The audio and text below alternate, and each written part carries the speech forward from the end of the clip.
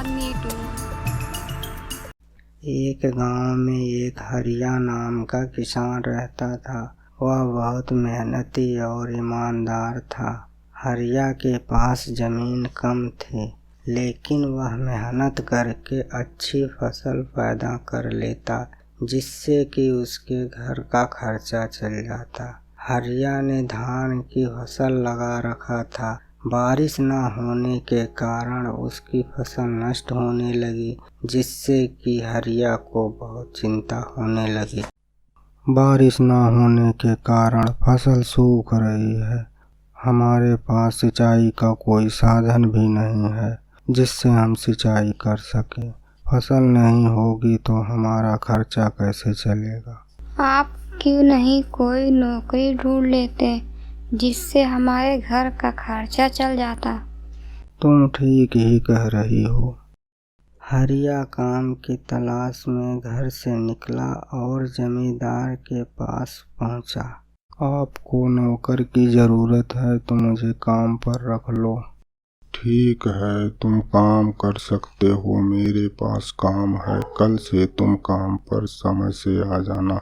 हरिया ने बड़ी मेहनत और लगन से काम करता और कुछ दिनों के बाद हरिया को काम से निकाल दिया। हरिया ने भारी मन से घर लौटा। क्या हुआ?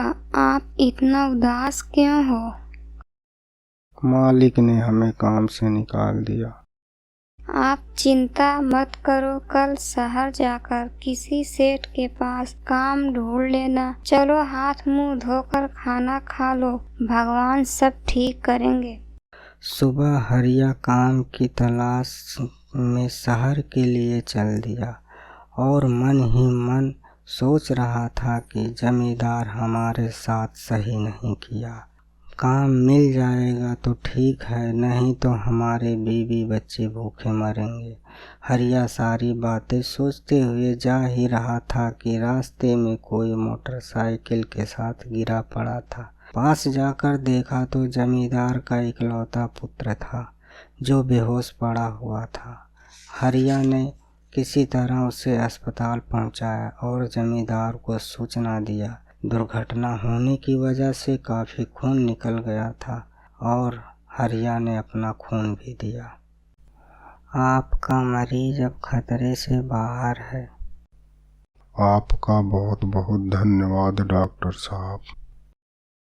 धन्यवाद हमारा नहीं, धन्यवाद इनका करो। इन्होंने सही समय पर पहुंचाकर और अपना खून देकर इसकी जान की रक्षा की है।